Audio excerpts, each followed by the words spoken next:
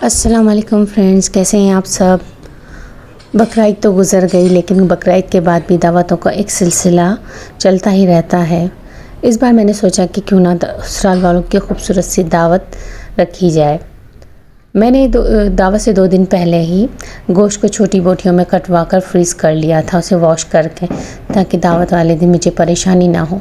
जब भी दावत वगैरह होती है तो उसमें 2 दिन पहले से उसकी तैयारी शुरू कर देती हूँ मैं, ताकि मुझे आसानी रहे। आप भी समझते हैं इस बात को कि गोश्त को फ्रीज़र से निकालना, फिर वॉश करना और फिर उसको गलाना, ये एक लॉन्ग प्रोसीजर होता है। तो हमेशा दावत से पहले ही थोड़ी सी तैयारियां कर ली जाए तो दावत वाले दिन काफ़ी आसानी हो जाती है। दावत की ख़ास बात ये थी कि कुछ चीज़ें मैंने ख़ुद तैयार की थी। मैंने बिरयानी बनाई थी, मटन का सालन बनाया था और शामी कबाब बनाए थे। साथ साथ सैलेड भी बनाया था जो मेरी बच्चियों ने बनाया था। और मीठा जो है वो मेरे हस्बैंड ने ख़ुद, जो सबका फेवरेट है मैंगो डेज़र्ट, वो ख़ुद उन्होंने अपने हाथों से बनाया था। हमेशा ही उनके इस डेज़र्ट को सब बहुत पसंद करते हैं और वो बड़े शौक़ से, अपनी फ़ैमिली के लिए तो बहुत शौक़ से वो बनाते हैं। खैर, वो मेरी मदद भी करते हैं अक्सर।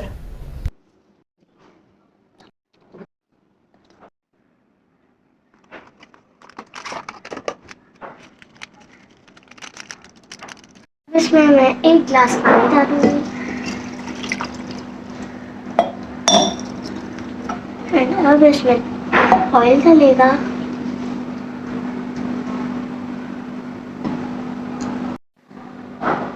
अब 1 चम्मच मिर्चा अदरक डलेगा।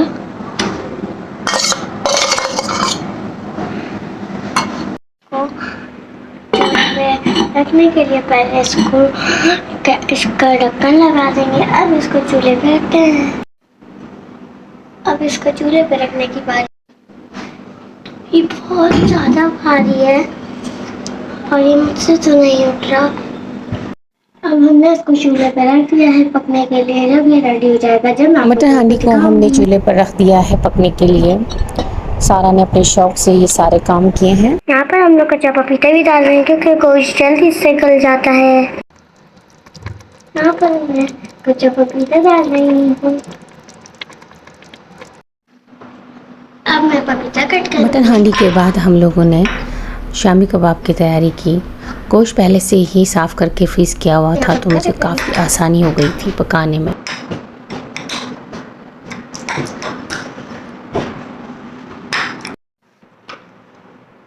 अब मैं डालूंगी पहले गोश्त,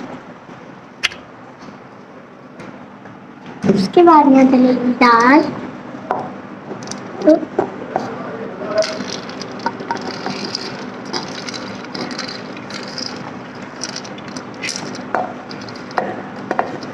अब यहाँ पर हरी मिर्च और लहसुन डलेगा, नमक और मिर्च। और अब यहाँ पर सारे मसाले डलेंगे। इसमें हल्दी, कीवी मिर्च और अदरक भी है और बाकी मुझे नहीं पता क्या था।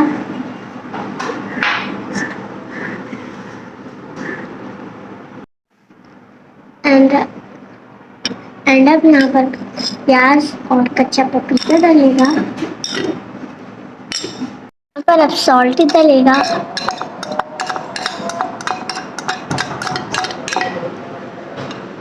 यहाँ पर 1 गिलास वाटर डलेगा।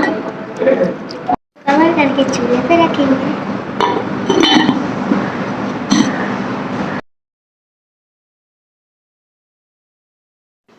अब मैं यहाँ चूल्हे जला रही हूँ। शामी कबाब बनाने के लिए मैंने बच्चों की बड़ी मम्मा को दे दिए थे। उन्होंने मेरी बड़ी हेल्प की, शामी कबाब मुझे बना कर दिए। बच्चे हमेशा छोटे थे तो मुझसे सवाल पूछते थे कि बड़ी मम्मा और बड़े अब्बू क्यों बोलते हैं हम। मैंने हमेशा उन्हें यही बात समझाई कि बड़ी मम्मा वो होती हैं जिनका दर्जा माँ से बड़ा होता है, और बड़े अब्बू वो होते हैं जिनका दर्जा वालिद साहब से बड़ा होता है। बच्चों के दिलों में बचपन से ही अपने रिश्तों की कदर और मोहब्बत डालनी चाहिए, ताकि वो हमेशा उनका एहतराम और इज़्ज़त करते रहें। इस तरह से मैं बॉईल करके कुछ गोश्त वगैरह भी रख लेती हूँ, ताकि मुझे इमरजेंसी में पकाना पड़े तो फ़ौरन इसे निकाला और पका लिया। घर की सफाई भी साथ साथ चल रही थी, ताकि मेहमानों के आने से पहले घर की सारी सेटिंग हो जाए। और साथ ही मेरा मटन हांडी भी तकरीबन रेडी हो चुका था।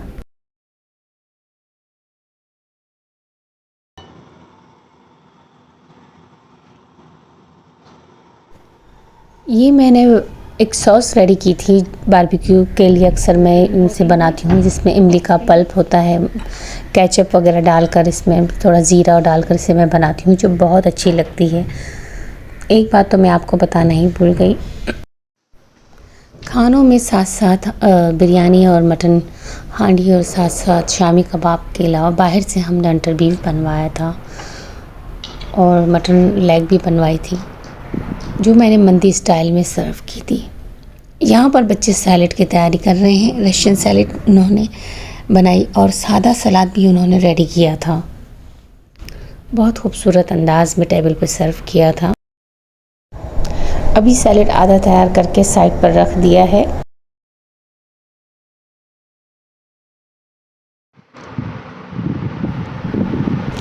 सैलेड की तैयारी के साथ साथ एक तरफ मैंगो डिज़र्ट की तैयारी भी हो रही है। मेरे हस्बैंड खुद अपने हाथों से बनाते हैं और इनका ये मैंगो डिज़र्ट सारे ससुराल वाले बहुत ही पसंद करते हैं, सबका बड़ा फेवरेट है। खानों के साथ साथ अगर मीठे में भी कोई हेल्प कर दे तो ये भी बड़ी अच्छी हेल्प हो जाती है।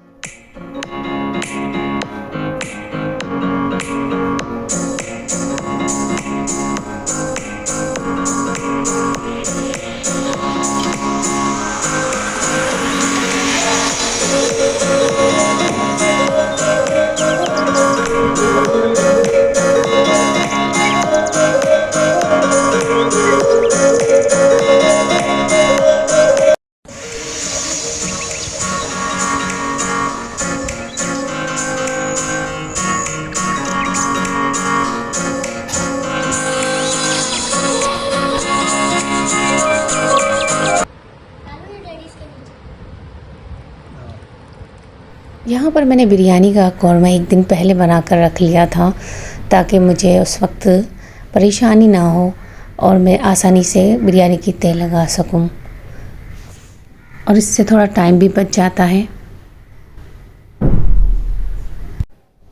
दूसरे दिन सिर्फ मैंने चावल को बॉयल किया और उसमें तेल लगा दी, तो ये हुआ कि बिरयानी बड़ी जल्दी तैयार हो गई। खानों के साथ साथ घर को सजाना भी एक आर्ट है। बच्चों ने फ्लोर को भी बड़ी खूबसूरती से डेकोरेट किया और डाइनिंग टेबल को नहायत नफासत से सेट किया। मैं हमेशा यही कहती हूँ कि बच्चों को कामों से ना रोकें, बल्कि उनकी हौसला अफजाई करें, ताकि उनके अंदर ख़ुद एतमादी और काम करने की आदत पैदा हो। ये बच्चों ने ख़ुद डेकोरेट किया और मुझे भी बहुत अच्छा लगा इनके छोटे छोटे काम।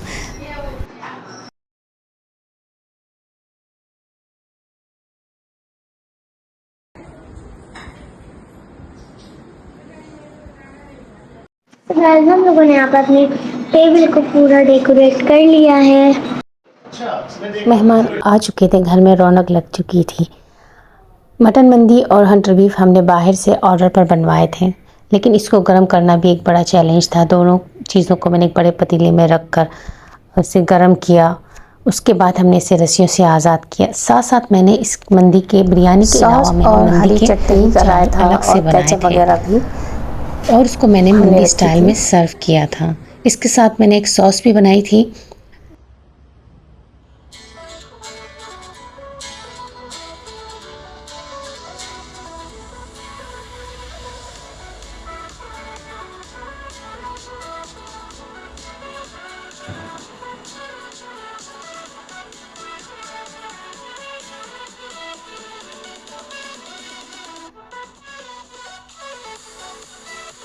शाम तक घर की सारी सेटिंग हो चुकी थी, हर चीज़ रेडी हो चुकी थी। मेरे ससुराल वाले हमेशा मेरे खानों की तारीफ़ करते हैं, और अगर कोई खानों की तारीफ़ कर दे तो समझ लें आपके सारे दिन की मेहनत वसूल हो जाती है और सारी थकन उतर जाती है। तो कुछ छोटे छोटे कामों पर उन्हें सराहते रहा करें, उनकी हौसला अफजाई होगी। मेरे हस्बैंड ने हमेशा मेरे वालिदैन और मेरे ख़ानदान का एहतराम किया। यही चीज़ें हमारे घराने की मजबूती की बुनियाद हैं, बाहमी इज़्ज़त और मोहब्बत और लिहाज। आज हमारा घर खुशियों से भरा हुआ, ये सब अल्लाह का करम है और हम सब की मेहनत, इज़्ज़त और मोहब्बत का नतीजा है। आप सबसे भी गुजारिश है कि अपने बच्चों को, अपने रिश्तों की कदर करें और ज़िंदगी के हर लम्हे को प्यार से गुजारें।